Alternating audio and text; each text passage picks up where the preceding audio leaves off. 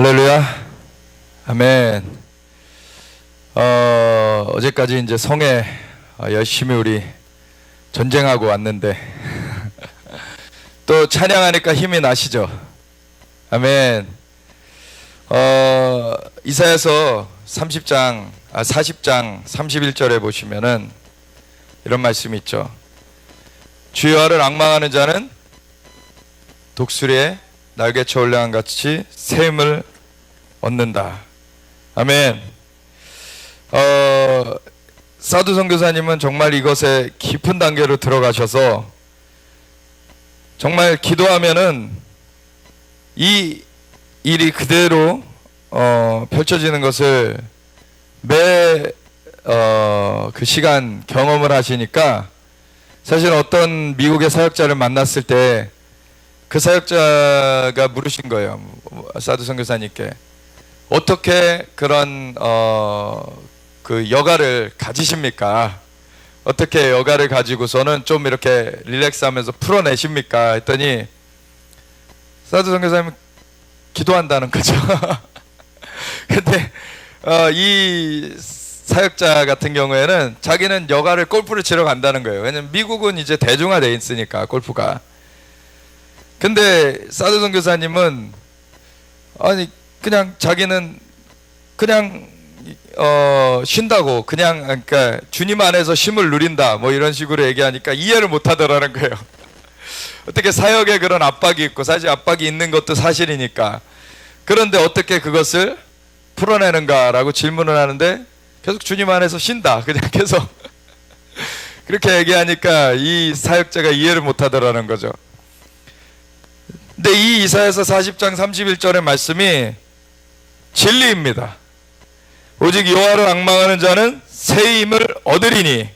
근데 이 앙망한다는 말이 그 어떻게 하나님과 동행하는가 그 책에 보신 분들은 아시겠지만 이것이 거기 다뤄져 있죠. 이것이 여호와를 앙망한다는 게 그냥 마음으로만 기대하고서는 그냥 뭐 감떨어지길 바라는 그런 것이 아니라 주님 앞에 기다리는 것이죠. 주님 앞에 머물러 있는 거예요. 그래서 주님 앞에 머물러 있게 되면은 어느 순간 성령의 바람이 확 휩쓰면서 우리의 영혼을 싹 상승시켜 주시죠.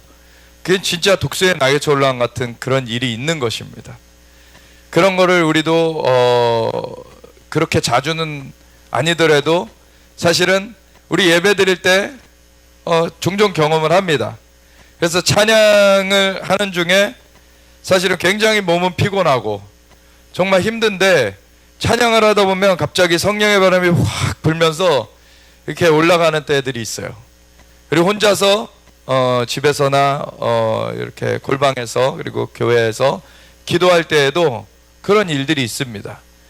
그리고 우리가 철야할 때 보면은 한 새벽 3시쯤 이렇게 되면은 가장 좀 힘든 그런 시점이 되는데 육체적으로는 힘든데 그때 계속 찬양하고 나가면은 그때 오히려 성령님의 역사가 더 강력하게 풀어지는 것들을 경험해요. 그래서 주님께서 이 진리의 말씀을 이렇게 기록해 하셨고 우리에게 주셨습니다. 오직 여호와를 앙망하는 자, 정말 주님을 사모하면서 기다리는 자, 그들은 힘을 얻으리니 새 힘을 얻으리니 독수리가 날개치며 올라간 같을 것이요 다른 박질하여도 곤비하지 아니하겠고 걸어가도 피곤하지 아니하리로다. 아멘. 주님께서 우리의 생명의 주권자이십니다. 하나님이 창조의 주인이세요. 그래서 주님께서 우리의 생명도 부여하신 분이시죠.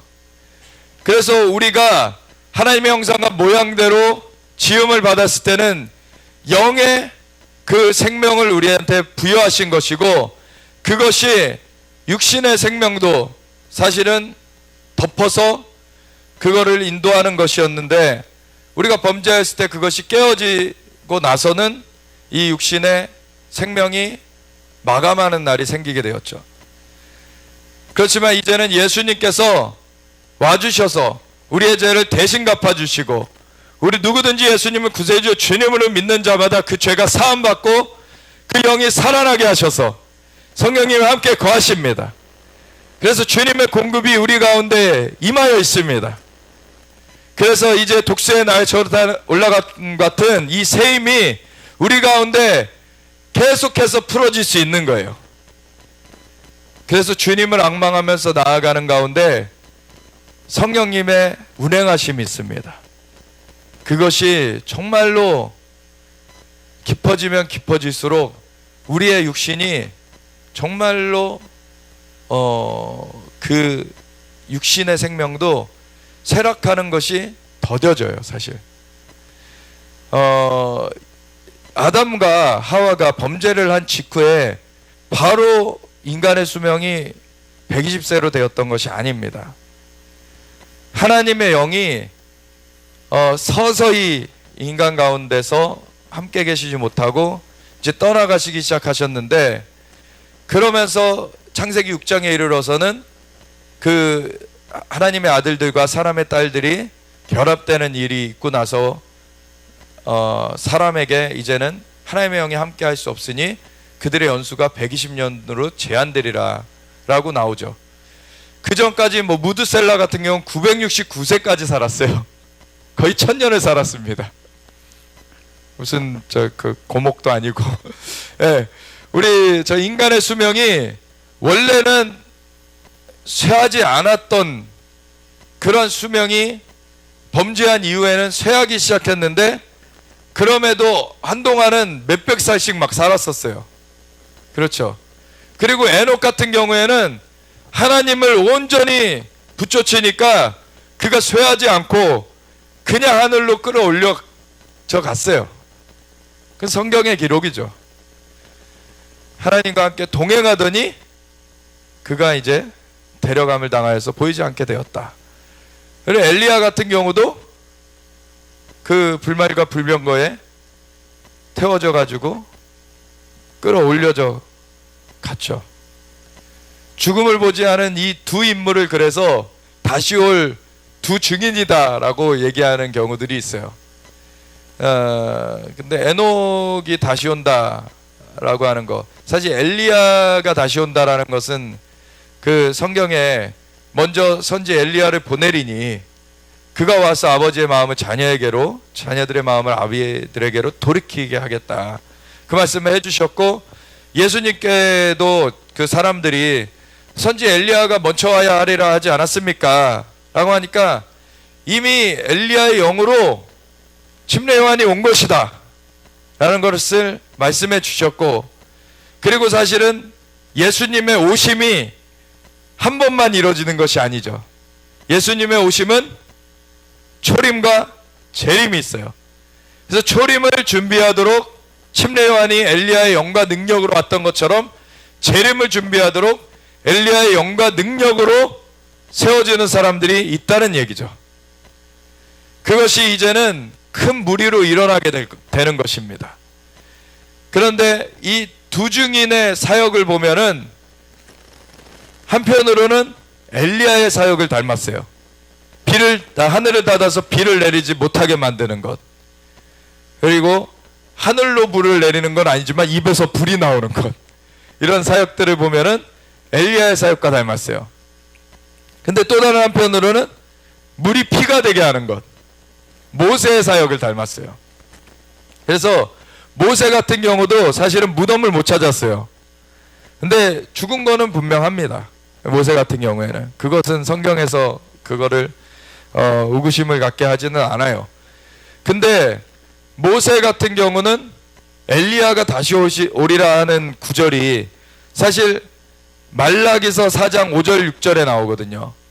근데 말라기서 4장 5절 6절을 앞두고서 4장 4절에 나오는 게 모세를 통하여 너에게 준 법도를 기억하라는 거예요. 그래서 이것이 짝을 이루고 있어요. 사실 많은 사람들이 엘리야의 사역만 많이 생각을 하는데, 모세를 통하여 너희에게 준 율법을, 법도를 기억하라라고 주님께서는 먼저 말씀하십니다. 그래서 이 모세의 사역과 엘리야의 사역이라는 것을 좀 더 우리가 받아들일 수가 있어요. 에녹이 올 거라는 것에 대한 단서는 사실은 없습니다. 근데 모세와 엘리야 그 존재가 자체적으로 오는 것이냐? 그건 또 아닌 것이죠. 왜냐하면은 엘리야 영으로 온다는 것을 그 침례 요한이 그 엘리야의 영과 능력으로 온 자라는 것을 예수님은 말씀해 주셨어요. 그러니까 엘리야 자신이 온다는 것이 아니라 엘리야의 영과 능력으로 마지막 때에 증인들의 사명이 감당된다는 것이죠. 그래서 모세의 영과 능력, 엘리야의 영과 능력으로 이 마지막 때에 사명이 감당되어질 것이다. 이러한 것을 우리가 알 수가 있는 것입니다. 근데 이러한 엘리야가 그 불말과 불병거로 끌어올려져 갔는데, 엘리야는 구약의 인물이면서도 그러한 일을 경험을 했어요. 에녹도 구약의 인물이면서도 그것을 경험을 했습니다. 하나님의 영이 사실은 함께 그들한테 임했었고, 그리고 하나님의 영이 역사하신 것이었죠. 그래서 하나님의 영이 빌립 집사에게 역사했을 때는 빌립이 순간이동을 하게 됐어요. 간닥의 네시한테 복음을 증거하고 나서 갑자기 아시돗에 나타납니다. 이것이 하나님의 영의 역사가 우리 영을 올려줄 뿐만 아니라 우리의 몸도 사실은 붙들어 주시는 역사가 있어요. 그래서 마지막 날에는 예수님의 몸을 살리신 영이 우리의 죽을 몸도 다시 살리시리라. 아멘. 사람들이 이 자연계와 영계를 자꾸 이걸 떼내서 생각하려고 그래요. 구분이 되어지는 영역이지만 이것은 연계된 영역입니다. 이것을 알아야 돼요. 그래서 영의 역사가 이 땅의 그림자처럼 나타나는 것입니다. 그래서 이 땅에 사람들이 살고 있을 때 자기네들이 자기 멋대로 자기 마음대로 살아가고 있는 듯 착각하지만, 사실은 예수님을 안 믿는 사람들은 악한 영의 지배를 받으면서 살아가는 거예요. 이게 영의 역사를 모르면은 그냥 장님이 되어져 가지고 소경이 되어져서 그냥 자신은 노예가 된 줄도 모르고 포로가 된 줄도 모르고 그렇게 살다가 이제 멸망 가운데 가게 되는데, 그래서 복음을 증거해야 되는 것이죠. 예수님께서 세상의 빛이시죠. 예수님께서 우리에게 빛을 비춰주세요.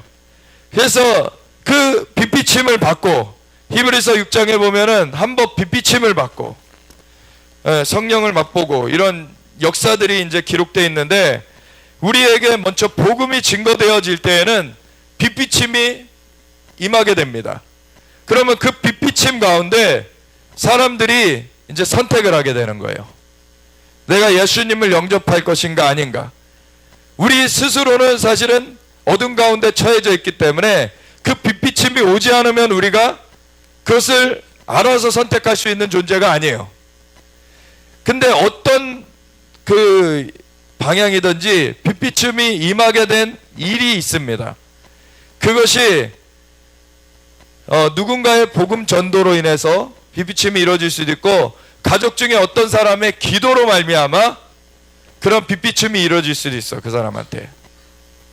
그래서 그 사람한테 빛비침이 이루어지고 나면은 그 사람이 양심에 이렇게 찔림을 받게 되죠. 그리고 정말 예수님이 구세주이신 것, 그것을 이제 찾게 되는데, 그걸로 가기 위해서 이 사람이 빛비침 가운데 자신이 더러운, 사실은 죄 지은 그런 존재라는 것을 깨닫게 되는 그 일이 있어요.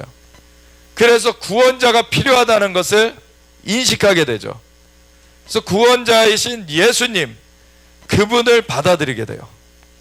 그래서 예수님을 받아들이게 되면은 이제 예수님이 그 죄를 이제 씻어주시고, 이제 그 영이 살아나도록 성령님을 보내주셔서 이제 성령님께서 그 영을 살리시고 함께 거하시게 되죠.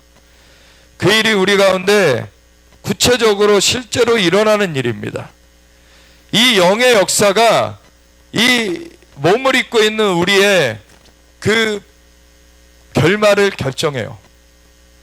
이 영의 역사가 우리 몸을 입고 있는 우리의 그 삶이 그냥 호흡이 끝나서 몸이 떠난다고 해서 끝나지는 것이 아니라 그 다음에는 심판이 있으리니 모든 자들에게 죽음이 있고 죽음 후에는 심판이 있다라고.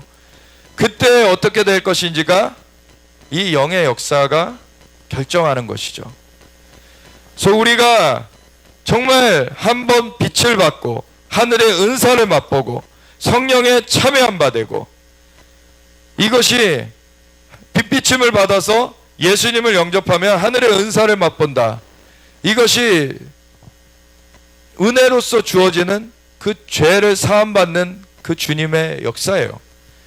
그러한 것을 맛보고 성령에 참여한 바 되고, 성령께서 임하셔서 우리의 영을 살려주시고 같이 거하시고, 그리고 하나님의 선한 말씀들을 이제 알아가게 돼요. 그리고 내세의 능력을 맛본다.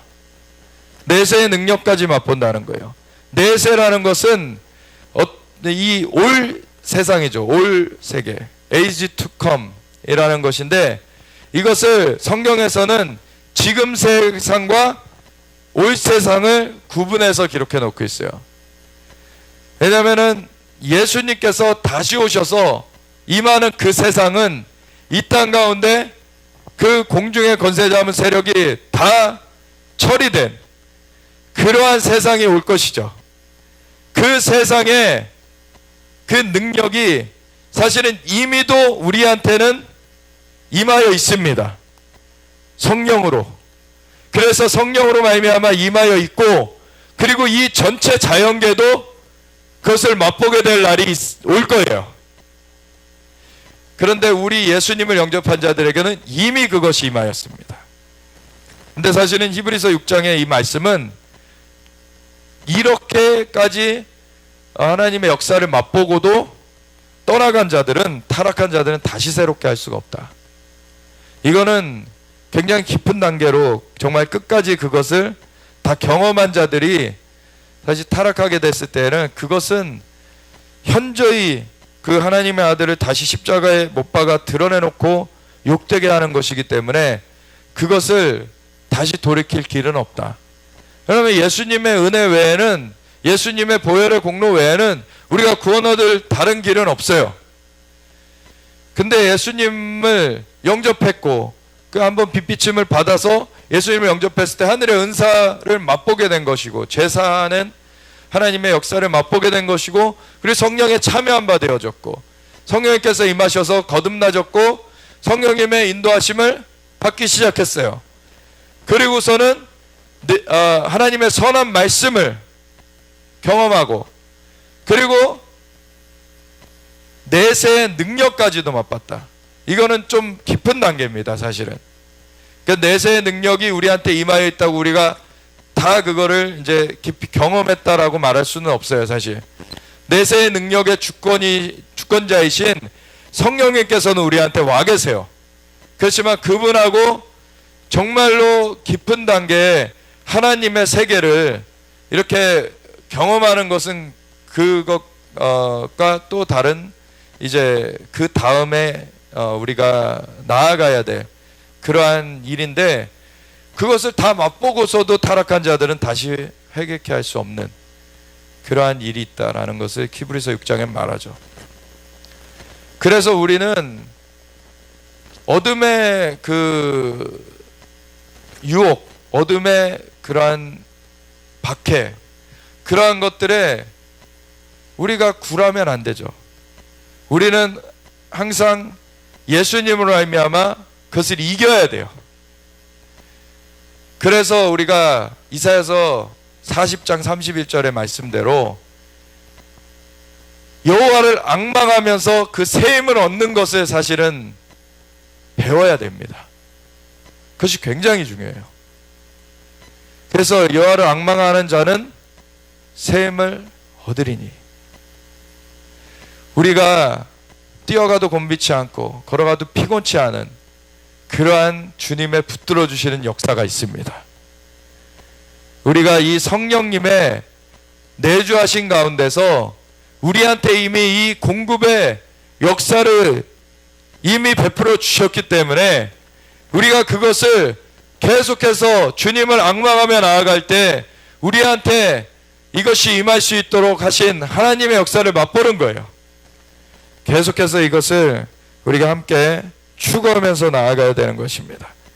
그랬을 때 어떤 어둠의 세력이 와도 우리는 그것에 흔들리지 않고 견고하게 나아갈 수가 있는 것이죠. 그럴 때에는 물리적으로까지 그 핍박이 전 세계적으로 오는 그 적그리스도의 그런 계계가 전 세계에 판치게 되는 때에도 우리는 그것에 굴하지 않고 설 수가 있는 거예요. 이것이 기름을 준비하는 것입니다. 기름을 우리가 영적인 이 세계를 이미 접한 자들로서 그것을 여호와를 앙망하면서 그 주님의 힘을 주시는 그 역사 가운데 계속 우리가 자라가야 됩니다. 그것을 계속 갖춰갈 때 우리는 이 땅의 일들에 꺾여지지 않아요.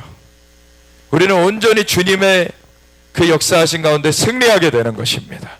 아멘. 에녹과 엘리야는 아예 육신의 죽음도 경험하지 않고 올라갔다니까요. 그렇게까지 승리할 수 있는 거예요. 근데 육신의 죽음을 겪더라도 우리가 영의 그거를 놓치지 않고 간다면 우리는 또한 승리자죠. 아멘.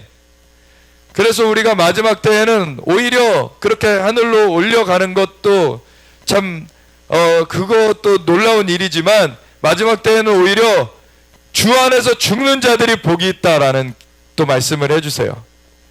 왜냐하면 적그리스도가 이제는 순교하게끔 이 사람들을 누구든지 표를 받지 아니하는 자는 얼마든지 죽이려고 이렇게 나오는 때에 우리가 들어가게 되기 때문에 그때 우리가 목숨을 두려워하는 것이 아니라 날마다 이제 새롭게 힘을 주시는 하나님의 역사하신 가운데 우리가 붙들려 있으면은 그런 것이 두렵지 않은 거예요. 그러면 능히 그 일을 감당하는 것입니다. 그러면 순교자는 정말 놀라운 상급 가운데 주님 앞에 가게 돼요. 이게 우리한테 복입니다. 네. 그래서 우리가 주님을 정말 앙망하면서 기다리는 것, 주님을 앙망하면서 나아가는 것을 정말 우리 삶에 계속 실천해 가야 돼요. 이것이 기름을 준비하는 것입니다. 네. 그래서 이러한 일을 계속 해나가야 되는데 이제 9월 29일이면은 그냥 말하기는 9월 30일이라고 하고 유대력은 그 전날 저녁부터 시작되니까 사실 29일 저녁부터가 나팔절이에요. 그래서 새해가 되는 거죠. 유대력으로. 성경에 기록되어진 그 달력이죠. 하나님께서 말씀하시는 달력이에요. 그 달력으로서 새해가 되어지는 그 날이 이제 이번 같은 경우에는 9월 29일 저녁에 오게 돼요. 그래서 이제는 5780년으로 들어갑니다.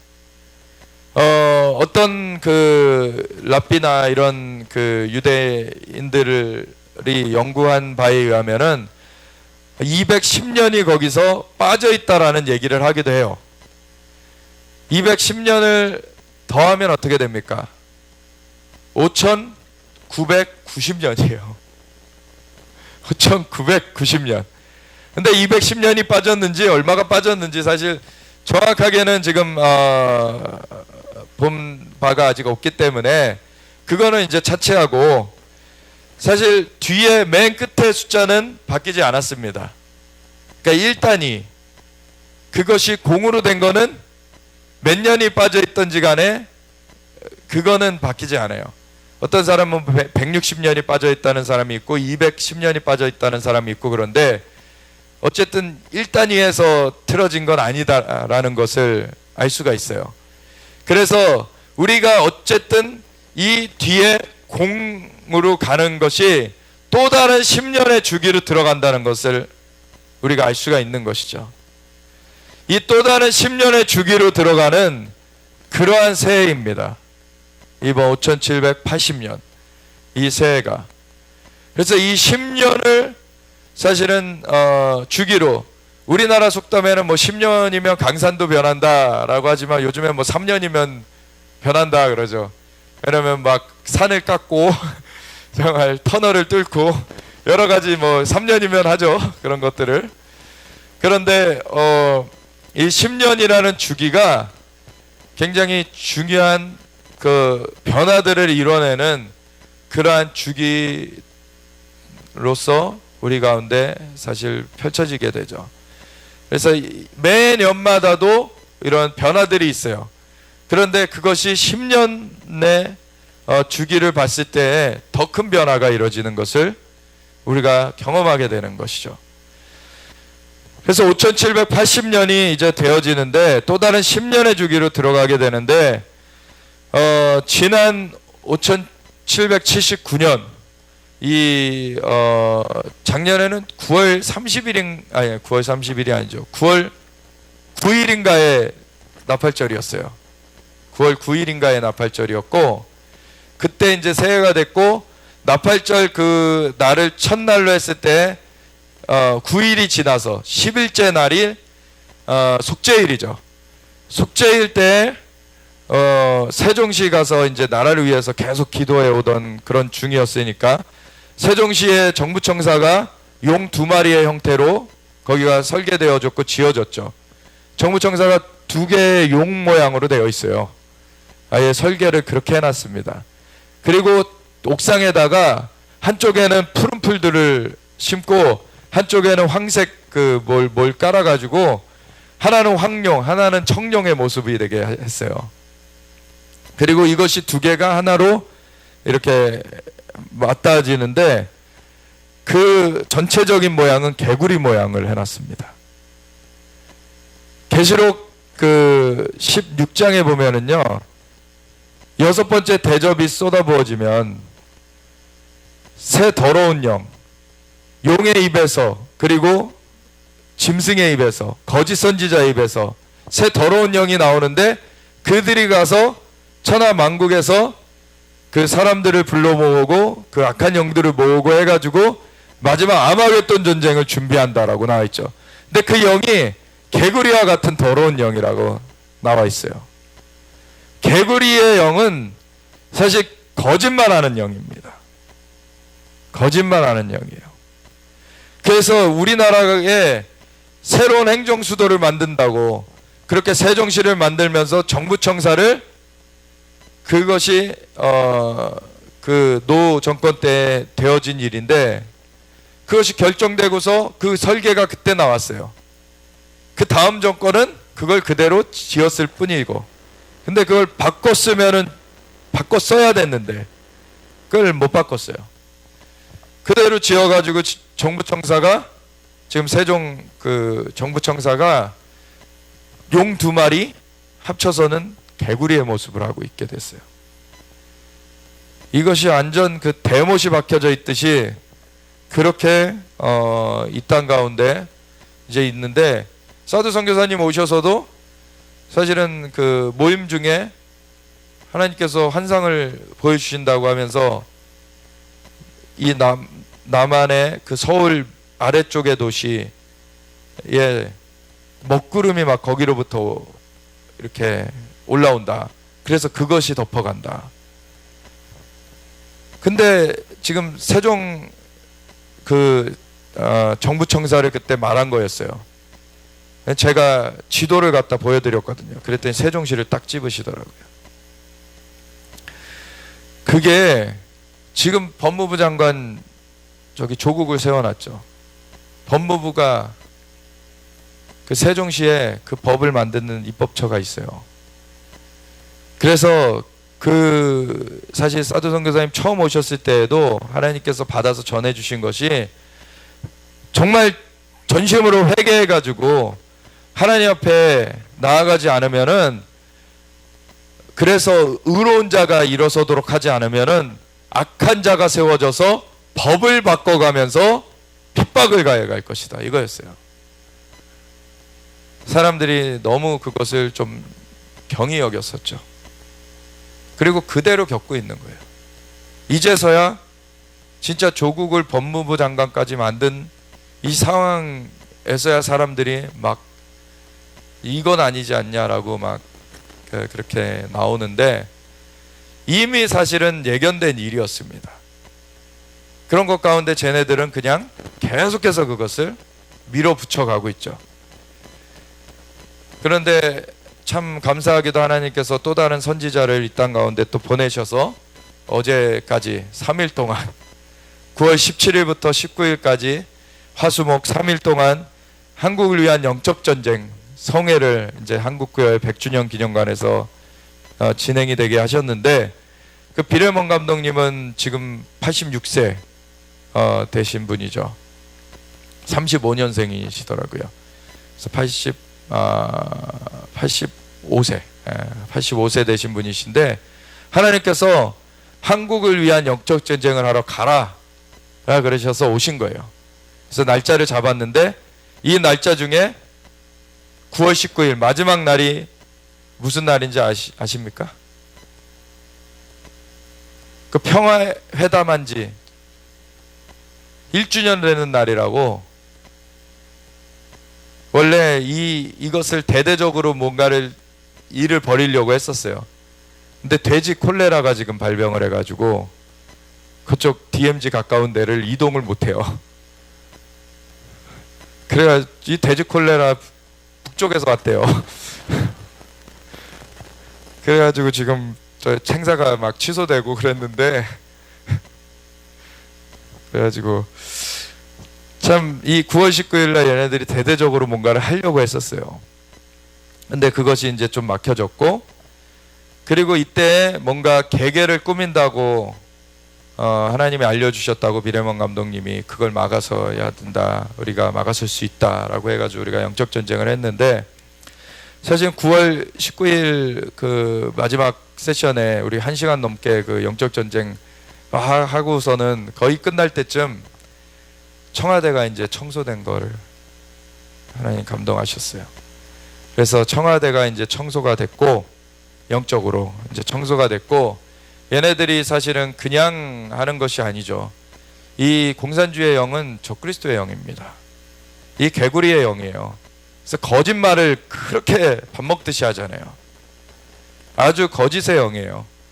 그래서 거짓의 영을 가지고서는 이 땅을 장악하고 저 북한의 거짓의 그 세력과 같이 이렇게 한반도를 접수하려고 했는데, 지금 하나님께서 그것들을 지금 막아주고 계십니다. 그래서 우리가 그 전에 나태해지고 사실 하나님 앞에 범죄하였기 때문에 이 나라가 거짓에 그냥 넘어갈 수뿐이 없었는데, 다시 정말 사람들이 다시 돌이키면서 지금 작은 무리들이 막 일어나면서 하나님 앞에 기도하면서 나아가기 시작하니까 이게 지금 이제 바뀌어지고 있죠. 그래서 거짓의 세력이 잡히고 있습니다. 사실은 그 9월 9일 작년 나팔절에 이어서 한 9월 18일이죠. 그때 숙제일에 그 세종 정부청사를 사실 회개하러 갔었는데, 1시간 그때 1시간을 눈물을 흘리면서 회개를 했는데 하나님 눈물을 싹 거두시는 거예요. 어느 순간에. 이게 저만 그런가 했더니 일어나 봤더니 딱 그 동시에 다 똑같이 그렇게 된 거예요. 근데 그때 이제 하나님께서 여러 방면으로 하나님께서 말씀을 주셨는데, 하나님께서 이제는 용사로 서라고 하신다. 용사로. 그래가지고 국가 기도 매주 월요일 날 하던 거를 이제 용사 그 훈련하는 체계로 바꿔가지고 작년 말부터 10월부터 그렇게 들어갔습니다. 그래서 용사 훈련을 하는데 그 유나이티드 교회에서 할 때 하나님께서 또 70일간 하라 그래가지고 10주잖아요. 그게 10주 동안을 하니까 딱 그 12월 31일이 월요일이었는데 딱 말일까지 가더라고요. 그래서 그것을 하는 동안에 하나님께서 많은 것들을 그때 풀어주셨는데, 갑자기 막 가다가 절벽에 암벽이 나와가지고서는 뚫어야 된다고 막 뚫으면은 갑자기 물이 나오고, 이 영적인 그 일들이었는데, 그리고 막 갑자기 어느 날에는 말들을 막 파송해 주셔서 타게 하셔서 타서 가다 보면은 또 어느 산을 넘기도 하고 뭐 여러 가지 이제 일들이 있기도 하고, 그러다 어떤 때는 보니까 말에 날개가 달려 있어요. 또 어떤 때는 말에 뿔이 달려 있어요. 뿔이 달려 있으면 유니콘이죠. 영계에는 유니콘이 있습니다. 시편 92편에 보면은요, 들소의 풀처럼 나에게 기름을 부으셨다라고 다윗이 시편을 썼는데, 그 들소의 뿔이라는 그 표현이 킹제임스 버전에는 horn of unicorn이라고 나와 있어요. 그리고 신명기 33장 17절에 요셉을 향하여서 모세가 요셉 지파를 향하여서 축복해주는 그 구절의 마지막에 보면은 이 들소의 뿔처럼 그 민족들을 받아서 땅끝까지 이르리로다 이렇게 나와 있는데, 그것도 역시 horn of unicorn이에요. 그것이 72년에 역에 그대로 유니콘으로 되어 있고, 킹제임스는 유니콘으로 그대로 번역을 했습니다. 이 유니콘이라는 존재가 사실 영계에는 실제로 있어요. 근데 영계 천사들이 실제 하는데, 영계 천사들 중에 3분의 1이 타락을 했죠. 사단이 타락시켰죠. 그래서 유니콘도 타락한 유니콘이 있습니다. 그래서 조심하셔야 돼요. 저는 그냥 유니콘을 그때도 보여주셨었고, 사실은 이제 그 유니콘을 타게도 하시고, 어느 때에는 그리고 독수리를 타게도 하세요. 어느 때에는 그 어떤 때에는 가다 보면은 그 예수님의 품을 보여주십니다. 근데 품 안에 그 예수님의 품이 이렇게 열려져요. 그 사이로 들어가면은요, 어떤 분들은 이제 그 품으로 해가지고서는 하늘로 올라가시는 분들도 있고, 저 같은 경우는 경험한 게 품으로 들어갔더니 창세기의 역사를 보여주시기 시작하시는 거예요. 그래서 인류의 역사를 쭉 보여주시기 시작하시는데, 이게 영계에 이런 일들이 있습니다. 그래서 우리가 그러한 일들을 작년 말부터 굉장히 하나님이 많은 것들을 그렇게 풀어주셨어요. 그러더니 올해 1월 1일이 되니까 사실 그 12월 31일이 월요일이어가지고 마지막 그 유나이티드 교회에서의 그 모임을 마무리를 하고서는, 그때는 이제 철야를 안 하고서는 철야는 이제 청계산으로 올라가게 됐어요. 우리 몇 명만. 그랬는데 청계산에서 철야하고 있는데 이제 자정이 넘어가지고서는 하나님이 열린 하늘문을 보여주시고서는 그 위로부터 성이 내려오는 것을 보여주세요. 이 열린 하늘문으로 다니게 하시겠다. 그렇게 말씀을 하셨는데, 그 다음에 이렇게 아침에 자고 일어났죠. 일어나서 이제 사드 선교사님이 새해 메시지를 이제 1월 1일이니까 풀어주시는 거를 봤는데, 거기 그 동안에 하나님 풀어주신 게 다 나오는 거예요. 말을 마지막 때 군사로 부름받은 사람들에게는 말을 파송해 주신다. 그리고 독수리에 날개를 달고 나르게 하신다. 열린 하늘문으로 다니게 하신다. 이게 이 얘기들을 다 해주시는 거예요. 거기서. 그래서 하나님이 참 놀랍게 지금 이런 일들을 풀어주고 계시는구나. 근데 그것을 작년 이제 그 나팔절로 새해가 되고 나서부터 그것을 우리는 경험하게 된 거였거든요. 그러면서 이제 1월 1일부터 나팔절부터 그 새일이 시작됐는데, 또 양력으로 1월 1일부터 그것이 이중적으로 새일이 이제 펼쳐진다. 그것을 이제 1월 1일 날 말씀해 주셨거든요. 사도 선교사님이. 올해 이제 나팔절이 되면은요, 또 새일이 펼쳐질 것입니다. 그때는 이제는 그 작년에 하나님께서 이제 용사로 준비되라 라고 해서 막 열심히 왔는데, 이번 그 영적전쟁, 한국을 위한 영적전쟁 성회에서도 강사로 오신 비라몬 감독님이 이제는 하나님의 군대의 시즌이다, 하나님의 군대의 시즌이다라는 것을 나눠주셨죠. 하나님의 메시지는 똑같습니다. 하나님의 군대로 우리가 갖춰져야 돼요. 그래서 그것이 영계를 정말로 밀접하게 우리가 소통하면서 그 영계의 그 군대와 같이 할 수 있는 그 체제가 갖춰져야 돼요. 그런 가운데 이번 나팔절에는 하나님이 어떠한 것을 지금 하게 하시냐면, 사실은 한 달 반, 2달 전쯤부터 이번 나팔절에 대한 부담을 계속 주셨어요. 계속 주셔서 나팔절에 뭔가가 이루어져야 될 것 같은데, 이 도시들이 같이 좀 일어나야 되겠다라는 그러한 감동을 주셔서 어떻게 해야 되나 그러고 있는데, 이번 주 월요일에 김동 목사님을 같이 만나가지고 이제 나눌 때, 그 전에 전화로는 한번 얘기를 나눴더니 좋겠다 해가지고서는 김동 목사님이 또 거기 이제 그 기도재단하는 그 팀에 7천 서밋 하는 그 팀에 좀 나누러 오라 그래가지고 갔다가, 사실은 좀 여기 월요일마다 기도회가 있으니까 시간에 쫓겨서 다시 오게 됐는데, 목사님께서 나눠 달라고 그냥 그러면서 오게 됐는데, 김동 목사님도 나눴더니 다 좋다 그런다고. 그래서 나팔절에 우리가 전국에서 동시적으로 나팔을 같이 불자. 각 도시마다 이 모임 연합 장소를 정해서 같이 나팔을 불면서 나아가자. 근데 원래 30일을 하려고 했는데 이제 29일 저녁에 하자. 29일 저녁에 나팔절이 시작이 되니까 29일 저녁에 하자, 그렇게 얘기가 된 거예요. 그래서 이 9월 17일부터 19일까지 이 한국을 위한 영적 전쟁 성회 가운데 또 갔을 때 둘째 날 18일 날 그 점심을 이렇게 거기 목사님들하고 같이 먹게 됐는데, 거기 주최하신 분, 주최 측의 한 목사님이 또 거기 이제 우리를 이제 식사 테이블로 같이 초청해 주셔서 같이 이제 얘기 나누면서 이제 먹게 됐는데, 거기서 이제 얘기가 나오게 된 거예요. 이게 나팔절 때 뭔가를 해야 되겠다. 그런데 어떤 분은 나누시는 게, 사실은 얼마 전에 하나님께서 이제 그 이스라엘에서 유대인이 나팔 부는 사람이 오게 하셔서 같이 다녔는데, 하나님께서 미리 감동해 주셔서 땅 밟게 하게 하셨던 그곳에 정확하게 그 사람이 가가지고 다 나팔을 불더라는 거예요.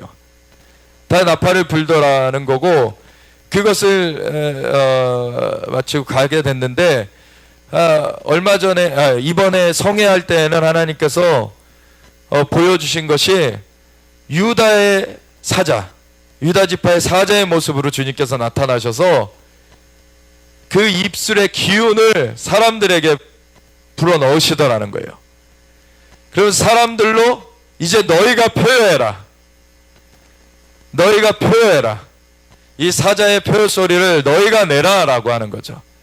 이게 하나님께서 왕권을 행사하게 하시는 것입니다. 사실 이 권위를 주시는 거예요. 그래서 지금 이 표효하라는 소리를 이제 받았다. 그래서 이걸 해야 된다라는 걸 나눠주시고, 어떤 분은 또 얼마 전에 그런 또 어떤 집회에서 같이 도시들이 모여서 같이 하는데, 하나님께서 각 사람한테 나팔을 주시면서 이제 너희가 나팔을 불어야 된다, 이걸 주셨다는 거예요. 그래서 지금 하나님께서 이러한 충돌의 그런 상황들 가운데서 하나님의 군대를 지금 세워 오셨습니다.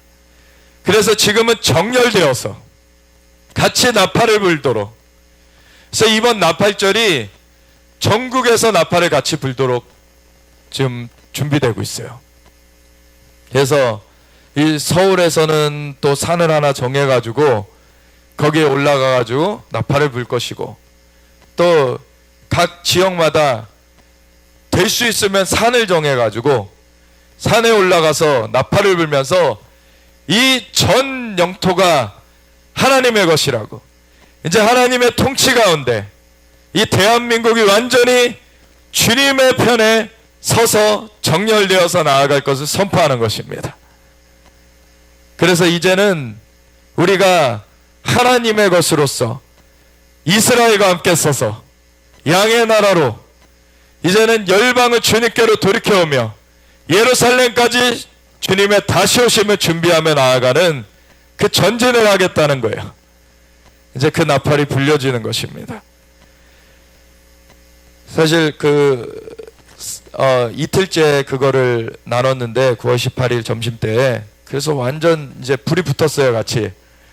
그래서 이 카톡방을 거기서 얘기를 나눈 한 8명 이런 카톡방을 만들었는데, 그래서 주변에 초청하라 그랬더니 지금 80명이 됐습니다. 그래서 지금 그런 할 사람들이 계속 못 이루어지고 있고, 이런 분들이 각 곳에 포진되어 있어요. 그래서 그분들이 이제 그 주변에 또 모아가지고 같이 이제 올라가서 이제 나팔을 불게 될 것입니다. 그래서 우리도 9월 29일이 주일인데, 주일날 예배 드리고 나서 저녁 때 7시에 한 6시부터 거기 이제 장소로 가서 이제 7시부터 나팔을 동시에 부는 거예요. 이제 그래서 하나님께서 저 북한의 악한 영도 싹 하나님께서 그 나팔 소리로 딱 몰아내실 것입니다. 아멘. 그래서 이제 하나님의 역사가 우리 이 땅 가운데 구체적으로 풀어지는 것들을 우리 눈으로 보게 될 거예요. 이것이 영적으로 먼저 이루어지는 것이 이제 자연적으로 보게 되는 것입니다. 둘째 날에 그렇게 불 붙고 막 나갔는데, 사실은 이 개인적인 조금 기도할 제목이 있어서 셋째 날에 아침에 부터 가질 못하고 이제 여기서 기도를 하는데, 하나님께서 사사기의 말씀을 주시는 거예요. 사실 굉장히 우리 하나님께서 이제 일으키시고 막 많은 이제 불타는 그런 일들이 있지만, 우리의 상황은 아직도 좀 어려운 부분들이 있고 스트러글링 하는 부분들이 있죠. 왜냐하면 이 새로운 땅을 점령할 때 싸움들이 있고, 그리고 여기서 이제 갖춰져야 될 재정들도 있고, 사실 사람들의 그런 또 이제 같이 스크럼을 짜면서 가야 되는 그러한 준비의 기간들이 있기 때문에 사실 분투하면서 가는 거죠. 그런 부분들을 이제 분투하면서 가는 가운데 이제 기도를 하는데, 하나님이 사사기의 기도원에 대한 얘기를 주시는 거예요.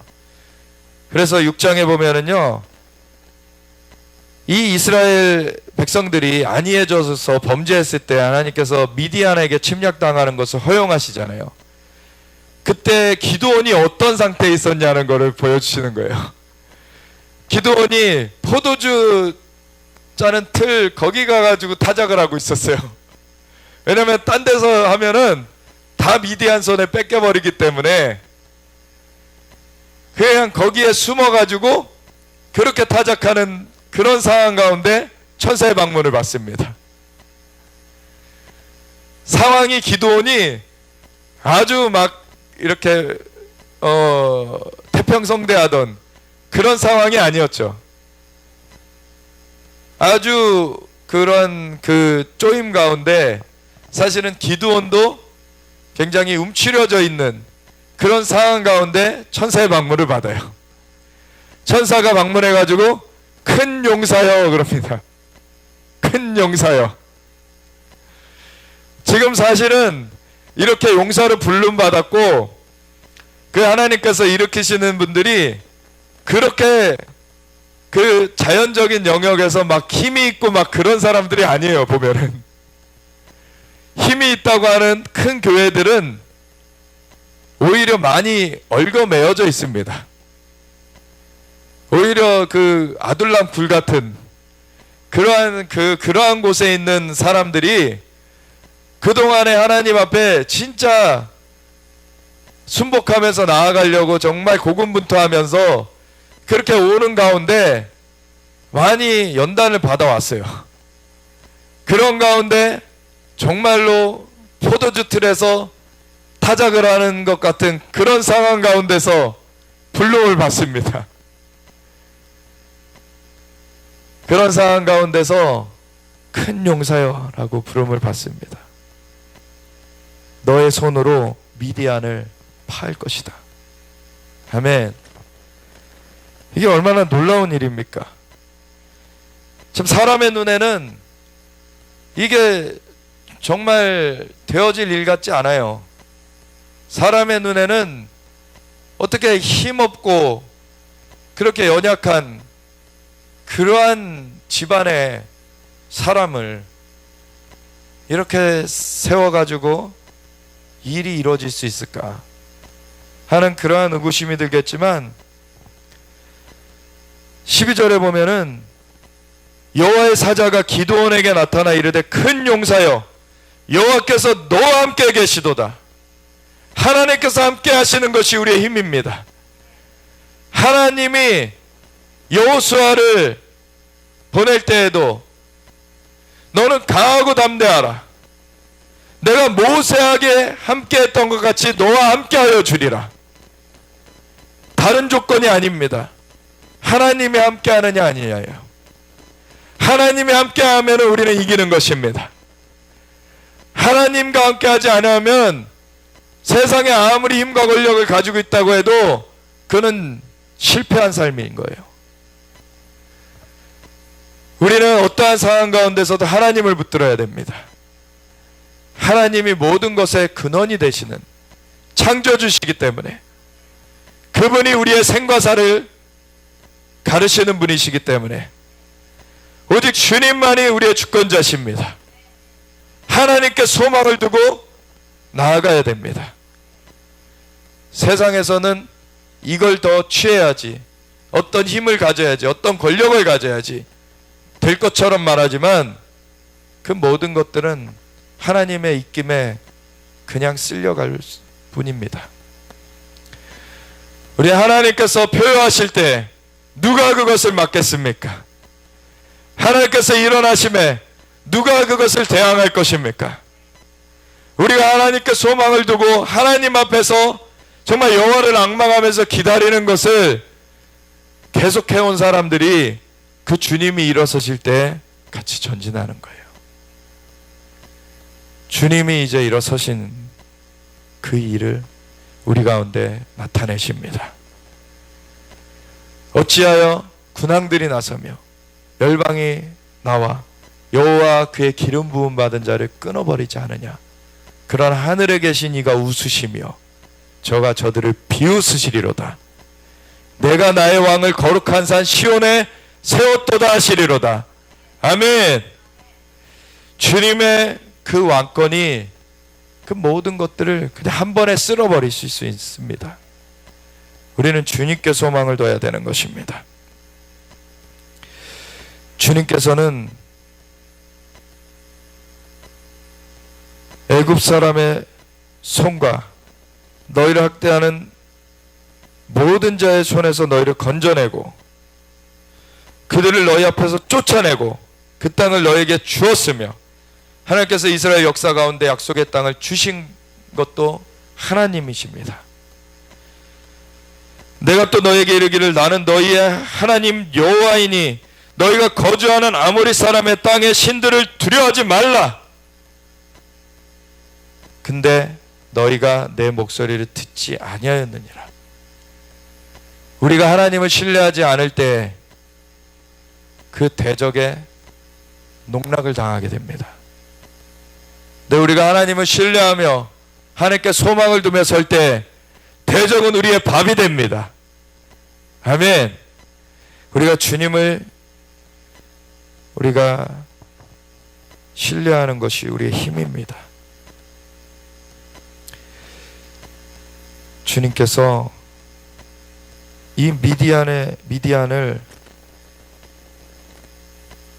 이 기드온의 손에 넘겨주시리라고 하시고 16절에 보면은 15절부터 보면 기드온이 그 천사에게 오 주여 내가 무엇으로 이스라엘을 구원하리까?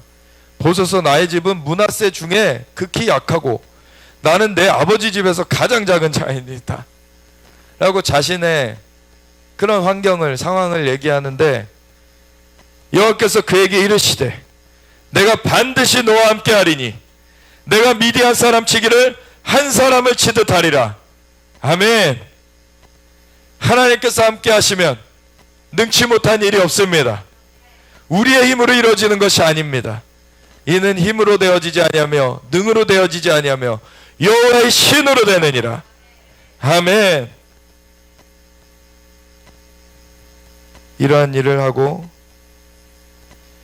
그래도 기드온이 자신감을 갖지 못하고 양털 시험을 하죠.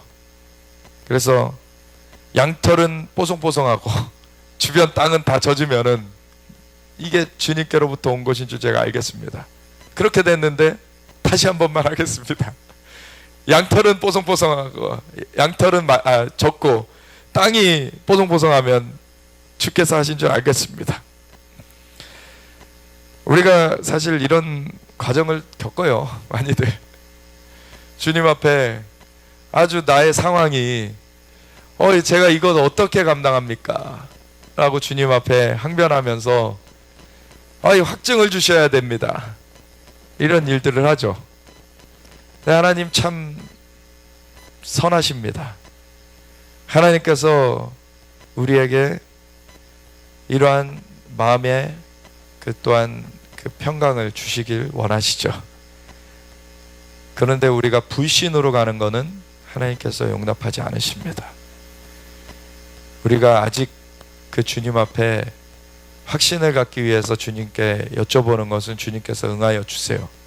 근데 하나님을 불신하면서 불평하는 것은 하나님은 허용치 않으십니다. 우리는 주님 앞에 온전하게 주님이 주님이시라는 것을 신뢰해야 돼요. 주님이 하나님이시다. 그것을 신뢰해야 됩니다. 그래서 주님께서 이러한 사인들도 보여주시고, 그리고 주님께서 이에게 안심하라. 주님께서 그러한 모든 그러한 그 마음을 붙돋아 주시는 일을 하시고서는 주님께서 이를 통해서 주님의 일을 이루십니다. 처음에 사실은 기드온이 처음 이 부름을 받고 나아갈 때는 양털 시험하기 전에 이미 주님께서 이 아버지한테 있는 그 아세라상 찍어버려라. 하나님께서 그것을 먼저 요구하십니다.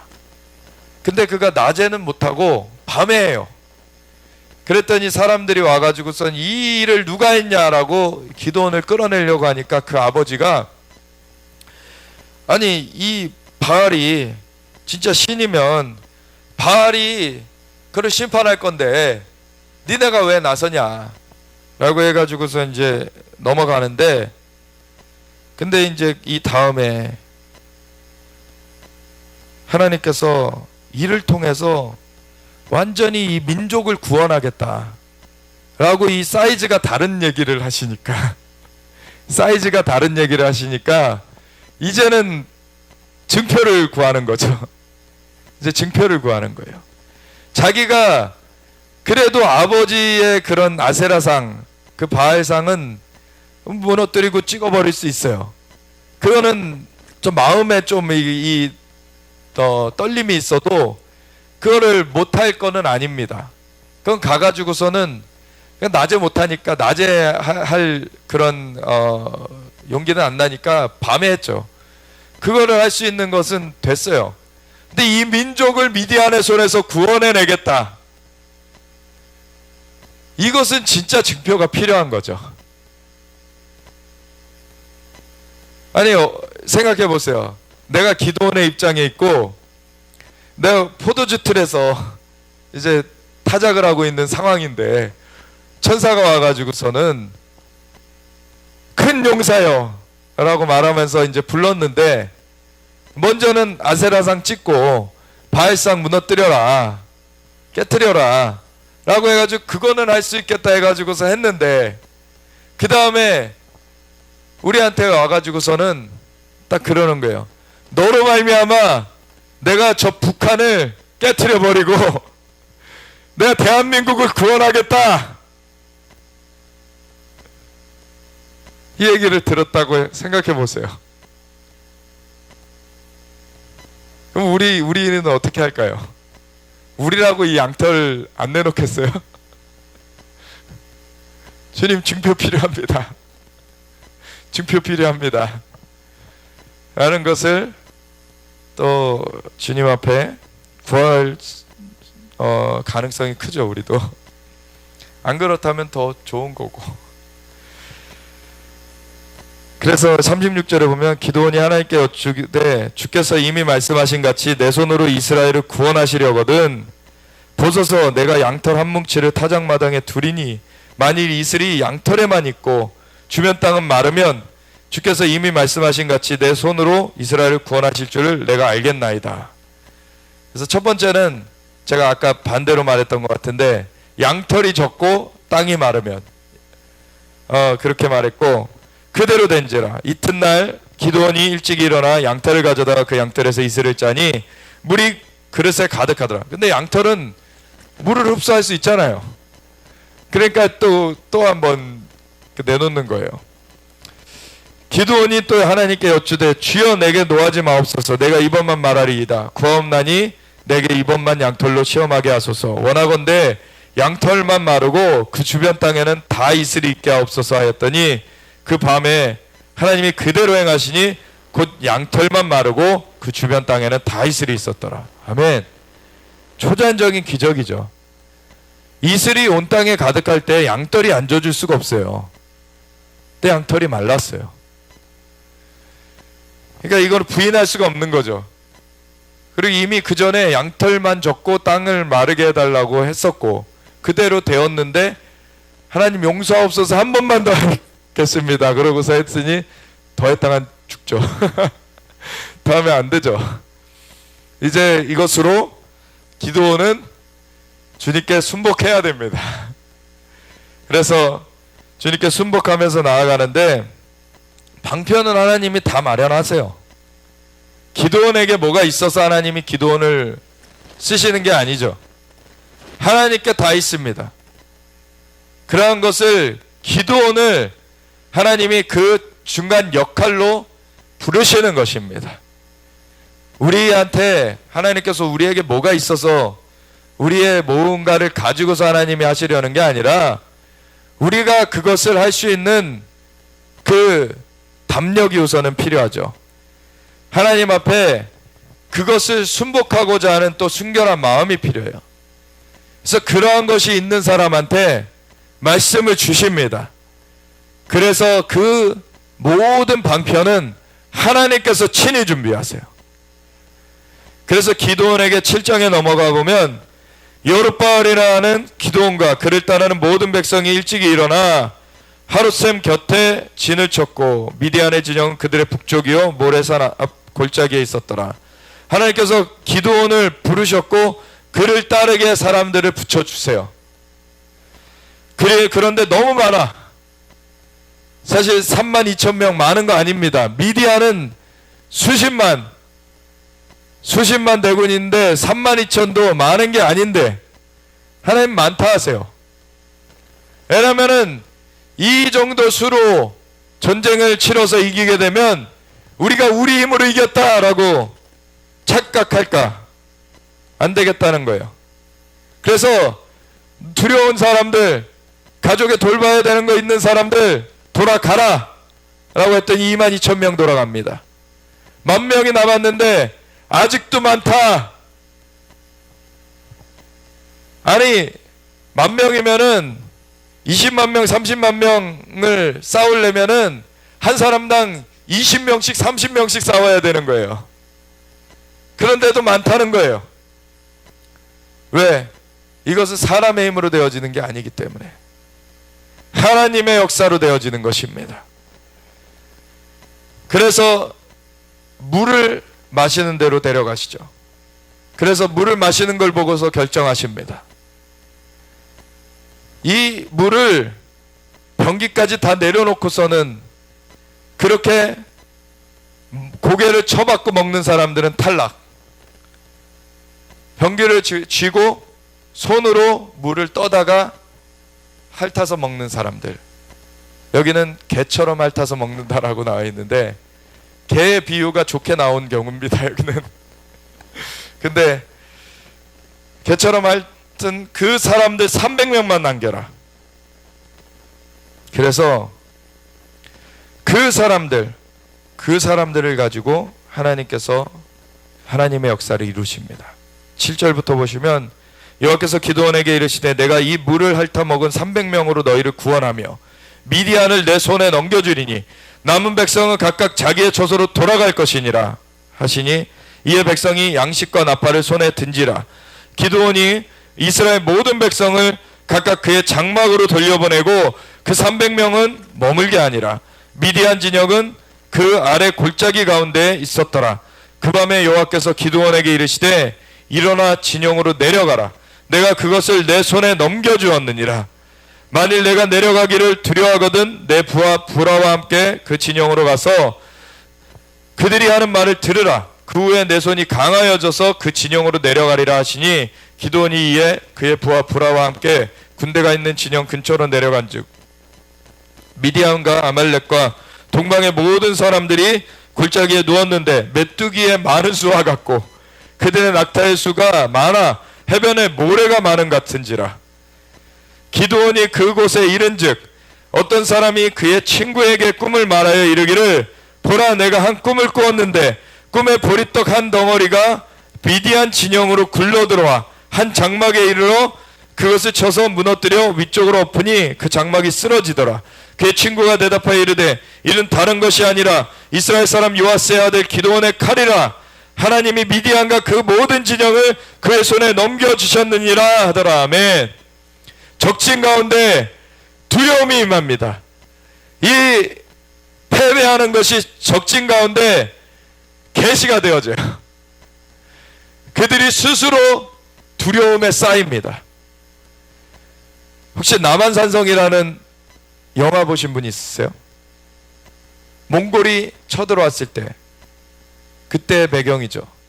남한산성을 둘러쌌는데 거기 보면은 진짜 개미떼 같이 거기에 그 수가 차 있는 거를 보게 되는데 진짜 수십만, 그때 당시에 거기에 나온 거가 수십만까지는 아닐 거예요. 수만 정도일 텐데 그렇게 많아요. 근데 지금 수십만이 모여 있어요. 그러니까 여기가 정말 바다의 모래와 같이 그 메뚜기와 같이 막 그렇게 있다고 표현할 정도로 많이 차 있었던 거예요. 우리가 그 남한산성에 그런 일이 있을 때에도 하나님께 나아갔다면, 그때는 하나님은 몰랐죠. 하나님께 나아갔다면 그 수가, 그 적들의 수가 얼마든지 간에 그 적진 가운데 그 하나님의 그들을 깨트리는 역사가 나타났을 겁니다. 근데 그때 딱 마지막에 무슨 장면이 나옵니까? 이 영화 가운데서 화살을 적진을 향해 쏘죠. 적 군장한테 쏴요. 딱 쏘니까 그게 눈에 박힙니다. 그래서 후퇴를 해서 가게 돼요. 그게 마지막에 정말 그때 하나님을 몰랐지만 이들이 하나님의 그 은혜가 사실 하나님을 모르는 백성들, 하나님을 모르는 나라들에게도 그 나라들이 보존될 수 있도록 하나님의 은혜가 또 임했죠. 그런 것들이 이제 자연적으로도 임한 것들이 있는데, 근데 이 이스라엘의 역사를 보면 하나님을 신뢰할 때, 하나님을 의뢰할 때 임하는 초자연적인 하나님의 역사들이 나타나는 것이죠. 아멘. 그래서 15절 이어서 보면은 기드온이 그 꿈과 해몽하는 말을 듣고 경배하며 이스라엘 진영으로 돌아와 이르되 일어나라 여호와께서 미디안과 그 모든 진영을 너희 손에 넘겨주셨느니라 하고 300명을 세대로 나누어 각 손에 나팔과 빈 항아리를 들리고 항아리 안에는 횃불을 감추게 하고 나팔과 횃불을 가지고 하는 것입니다. 이 횃불은 항아리로 감추고 그들에게 이르되 너희는 나만 보고 내가 하는 대로 하되 내가 그 진영 근처에 이르러서 내가 하는 대로 너희도 그리하여 나와 나를 따르는 자가 다 나팔을 불거든 너희도 모든 진영 주위에서 나팔을 불며 이르기를 여호와를 위하라 기드온을 위하라 하라 하니라. 기드온과 그와 함께한 100명이 이경초에 진영 근처에 이른즉 바로 파수꾼들이 교대한 때라. 그들이 나팔을 불며 손에 가졌던 항아리를 부수니라. 세대가 나팔을 불며 항아리를 부수고 왼손에 횃불을 들고 오른손에 나팔을 들어 불며 외쳐 이르되 여호와 기드온의 칼이다 하고 각기 제자리에 서서 그 진영을 에워싸매 그 온 진영의 군사들이 뛰고 부르짖으며 도망하였는데 300명이 나팔을 불 때 여호와께서 그 온 진영에서 친구끼리 칼로 치게 하심으로 적군이 도망하여 스레라의 벳시다에 이르고 또 답밭에 가까운 아베몰라의 경계에 이르렀으며 이스라엘 사람들은 납달리와 아셀과 온 므낫세에서부터 부름을 받고 미디안을 추격하였더라. 기드온이 사자들을 보내서 에브라임 온 산지로 두루다니게 하여 이르기를 내려와서 미디안을 치고 그들을 앞질러 벳바라와 요단강에 이르는 수로를 점령하라 하며 이에 에브라임 사람들이 다 모여 벳바라와 요단강에 이르는 수로를 점령하고 또 미디안의 두 방백 오렙과 셉을 사로잡아 오렙은 오렙 바위에서 죽이고 셉은 셉 포도주 틀에서 죽이고 미디안을 추격하였고 오렙과 셉의 머리를 요단강 건너편에서 기드온에게 가져왔더라. 아멘. 완전한 승리를 얻습니다. 아멘. 이때 나팔을 들고 횃불을 가지고 왔어요. 여호와의 말씀이 불과 같지 아니하더냐, 방망이 같지 아니하더냐. 우리는 나팔절에 나팔을 들고 전국에서 그 각 도시별로 연합하여서 산에 올라가서 그 산이 없는 곳은 뭐 그 한 교회를 정할 수도 있겠죠. 그래서 올라가서 나팔을 불면서 함성을 그 유다 지파의 사자 그 예수님의 그 표효소리 함성을 지를 때에 그 주님의 불이 이 땅 가운데 역사할 것입니다. 아멘. 하나님의 역사하심이 우리나라 가운데 완전히 휩싸게 될 것입니다.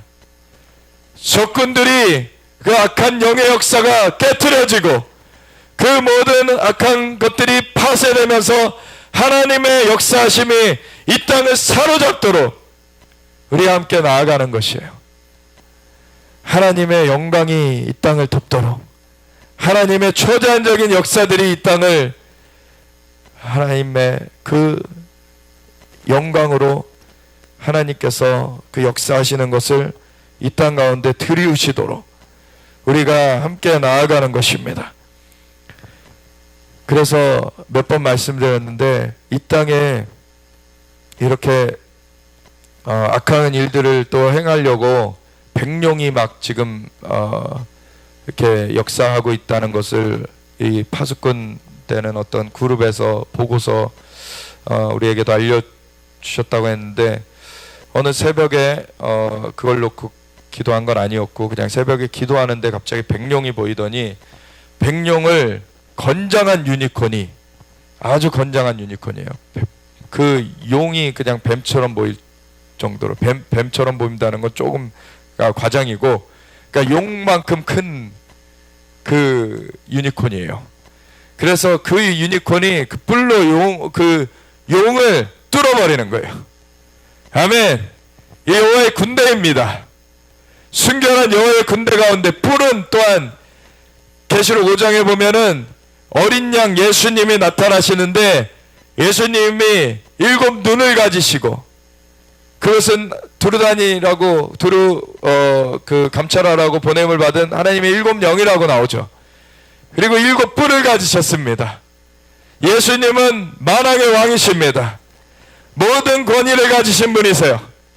그 예수님의 머리 되심 아래서 정렬된 주님의 몸으로서 주님의 군대가 서게 될 때에 그 군대 가운데 권위가 입혀집니다.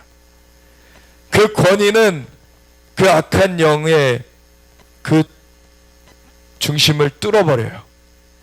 그 영을 깨트려버립니다. 아멘. 그래서 우리가 정말 주님 앞에 온전히 주님의 머리 되심을 선포하면서 우리가 나아갈 때 이제 5780년으로 넘어가는 이 나팔절 가운데 하나님의 새로운 그 기름 부음이 임합니다. 새로운 주님의 그 군대의 기름 부음이 임합니다. 그래서 그것을 우리가 하나님 앞에 정렬되어서 함께 선포하면서 주님께서 만왕의 왕이시고 만주의 주이시고 이 땅은 주님의 것입니다. 이 나라 주님의 것입니다. 이 대한민국 전 영토가 저 북녘 지역까지 모두 주님의 땅으로 취하시옵소서. 주님의 왕권을 나타내시옵소서. 주님의 것으로 취하시고 이 땅이 이제는 대한민국이 이스라엘과 함께 서서 주님의 양의 나라로서 열방 위에 기도하는 사명을 감당하며 예루살렘까지 주님께로 사람들을 돌이켜오며 공중권세를 깨트려가며 주 예수님의 다시 오심을 준비하는 나라로서 서나갈 것입니다.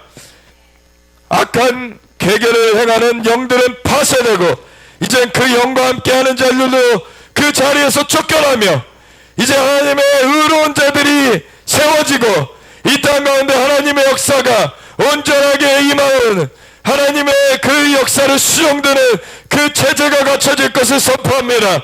주님이 역사하시옵소서. 인도하시옵소서. 주님의 힘으로 주님의 능력으로 이루어집니다. 주님의 영광을 받으시옵소서. 우리 함께 주여 주와 같이 기도하면서 나아가겠습니다. 주여